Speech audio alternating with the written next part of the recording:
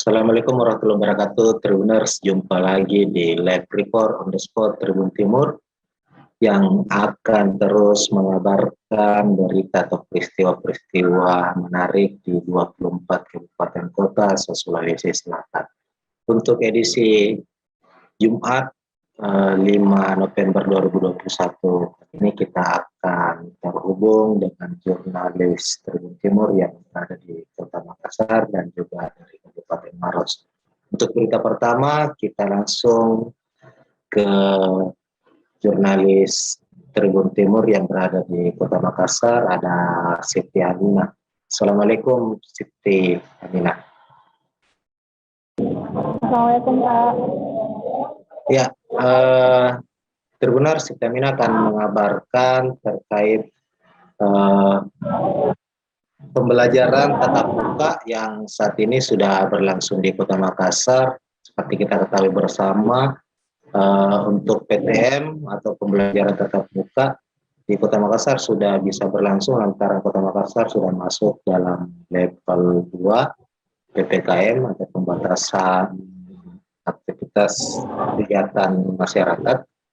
Dan untuk PTM di Makassar sendiri, pemerintah Kota Makassar lewat Dinas Pendidikan sudah memberlakukan untuk sekolah dasar, SD, dan sekolah menengah pertama.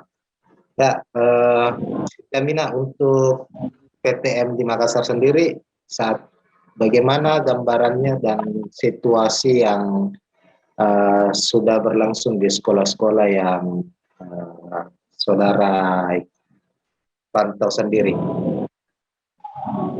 Baik, dapat saya sampaikan bahwa pemerintah Kota Makassar sudah memberikan kelonggaran bagi sektor pendidikan, di mana setelah berlakunya PPKM level 2 di Kota Makassar, pemerintah Kota Makassar melalui Dinas Pendidikan sudah membuka pembelajaran tatap muka secara bertahap. Untuk pertama, SMP sudah dibuka sejak 4 Oktober 2021 lalu, dan sudah ada 112 SMP yang sudah menjalani PTM atau simulasi PTM hingga saat ini. Kemudian untuk SD sudah menyasar jenjang pendidikan sekolah dasar mulai 4 November kemarin. Jadi ada 70 sekolah atau SD yang ditunjuk untuk menjalani simulasi tahap pertama di Kota Makassar. Nah, ini akan terus dievaluasi setiap pekannya sebagai bahan untuk menambah sekolah yang akan ditunjuk untuk menjalani PTM terbatas pada tahap kedua dan berikutnya. Sementara untuk gambaran di sekolah sendiri, sesuai pantauan saya di lokasi di SD Malengkere 1 dan 2, Jalan Muhajirin, Kota Makassar, sangat antusias mengikuti pembelajaran pada saat itu, di mana itu adalah hari pertama mereka untuk bertemu dengan guru-guru, begitu juga dengan teman-temannya di sekolah. Nah, sebagai salah satu syarat untuk mengikuti PTM ini, siswa harus menjalani swab antigen terlebih dahulu. Jadi memang bertahap untuk pemberlakuan PTM di Makassar ini. Untuk hari pertama hanya kelas 5 dan 6 dulu yang dibolehkan untuk ikut. Kemudian hari selanjutnya ada kelas 3 dan 4, dan hari ketiga ada kelas 1 dan 2. Begitu seterusnya sampai 1 pekan, sehingga masing-masing peserta didik memiliki kesempatan 2 kali menjalani PTM selama 1 pekan, dan selebihnya itu 4 hari selebihnya dalam sepekan itu mereka menjalani pembelajaran jarak jauh atau secara online. Ya, untuk PTM tingkat sekolah dasar ini apa saja syarat yang ditetapkan oleh pemerintah Kota Makassar untuk para peserta didik? Baik, untuk syaratnya sendiri, ada syarat yang harus dipenuhi sekolah sebagai pemberi fasilitas dalam pelaksanaan PTM ini, di mana sekolah harus menunjang sarana prasarana mulai dari tempat cuci tangannya. Jadi itu wajib disediakan oleh sekolah karena untuk menjaga agar siswa ini tetap steril ya ketika berinteraksi dengan teman-temannya di sekolah maupun dengan gurunya. Kemudian sekolah juga harus membentuk Satgas COVID di masing-masing sekolahnya. Jadi Satgas COVID ini nantinya bertugas untuk memantau bagaimana pelaksanaan PTM di sekolah tersebut. Jika ada pelanggaran, maka Satgas COVID tersebut harus melaporkan ke Dinas Pendidikan.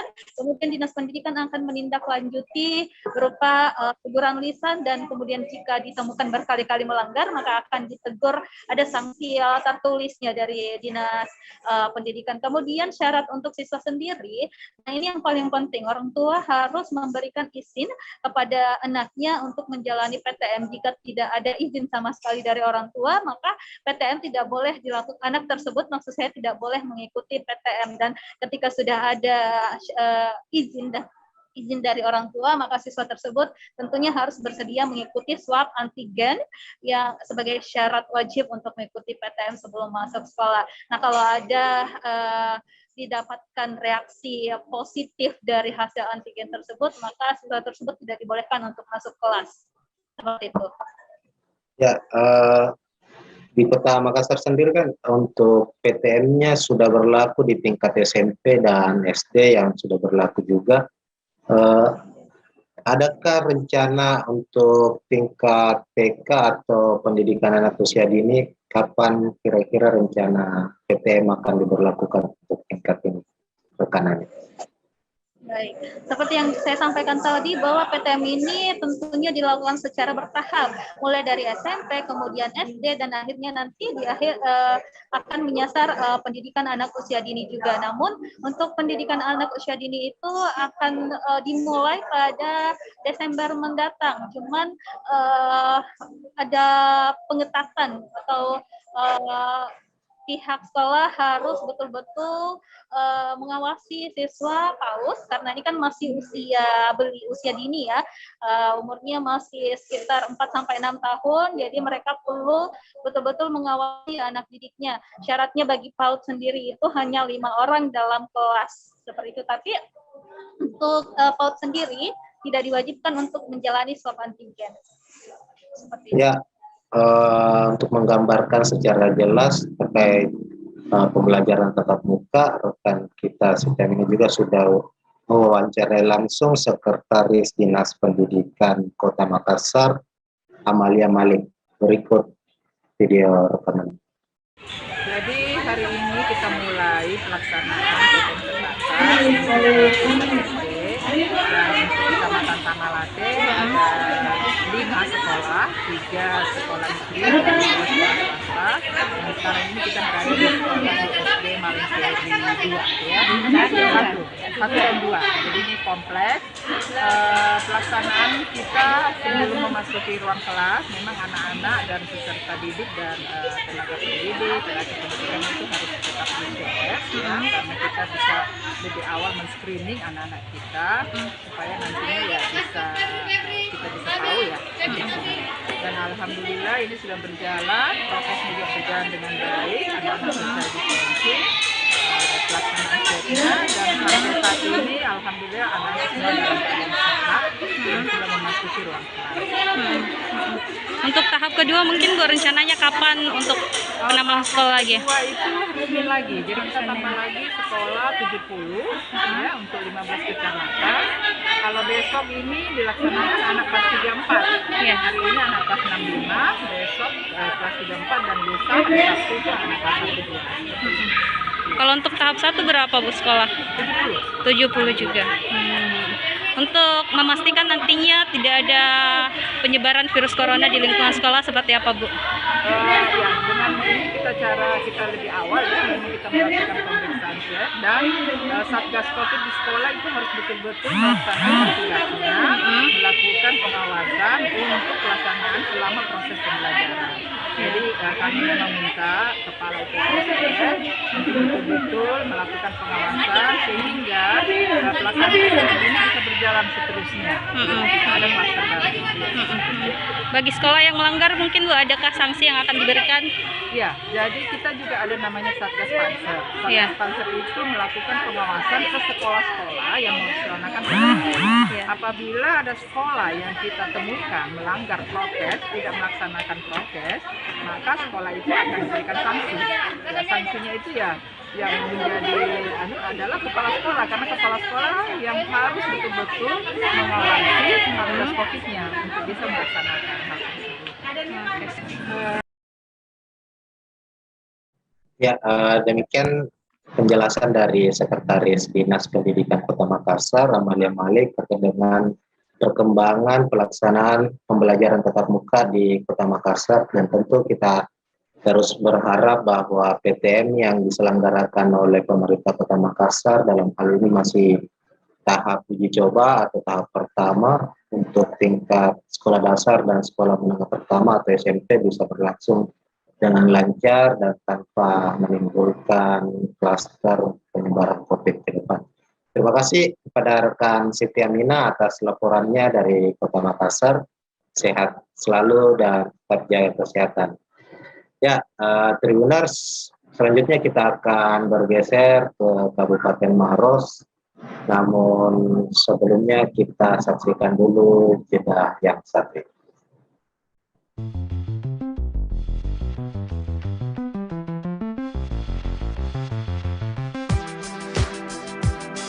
Jalan-jalan ke pantai atau menaiki puncak gunung, melihat dataran indah dan membayangkan lukisan alam Tuhan yang menakjubkan akan tersaji dalam sebuah liputan menarik juga eksklusif. Ikuti perjalanan saya menuju destinasi paling epik di Sulawesi Selatan, hanya di Wisata Virtual Tribuners.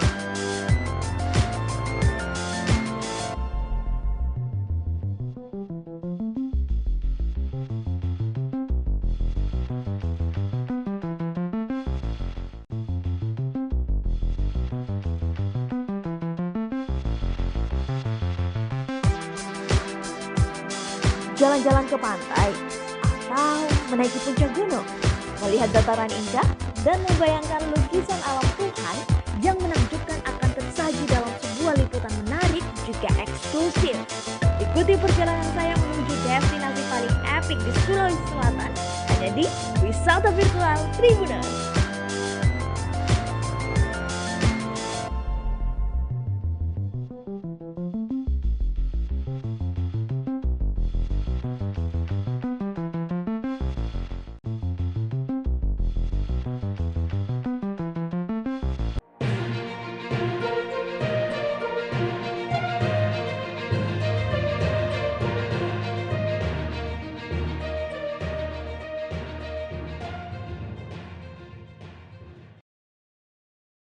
Ya, Tribuners, kembali lagi di Live Report on the Spot Tribun Timur. Untuk laporan kedua kita akan terhubung dengan Tribun Timur Nurul Hidayah yang saat ini berada di Kabupaten Maros terkait dengan perkembangan kelanjutan dari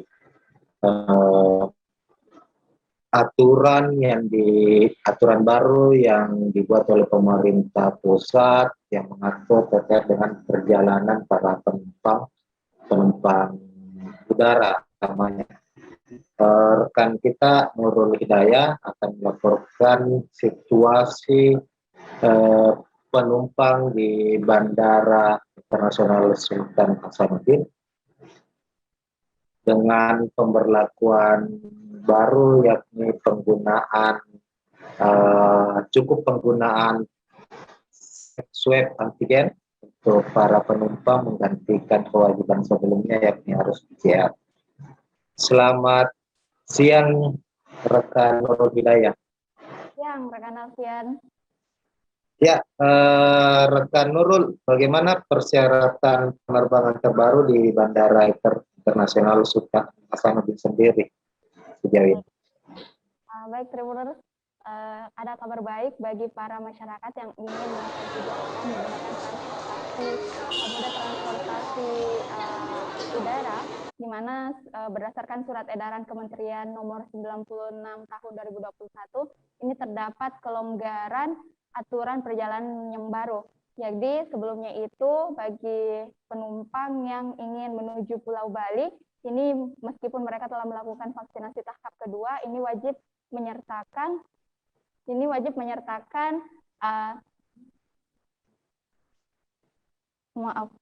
wajib menyertakan hasil tes PCR 2 kali 24 jam. Sementara maaf, ada yang menelpon Tribuners. Silakan rekan Nurul. Ya, baik Tribuners, sebelumnya pada aturan perjalanan yang baru bagi mereka yang ingin melakukan perjalanan menuju Pulau Bali, ini meskipun mereka telah melaksanakan vaksinasi tahap kedua, namun tetap harus menyertakan tes PCR 2 kali 24 jam. Sementara bagi mereka yang akan melakukan perjalanan di luar Pulau Jawa, itu bisa menyertakan surat rapid antigen meskipun apabila telah melakukan vaksin dosis kedua. Nah, bagi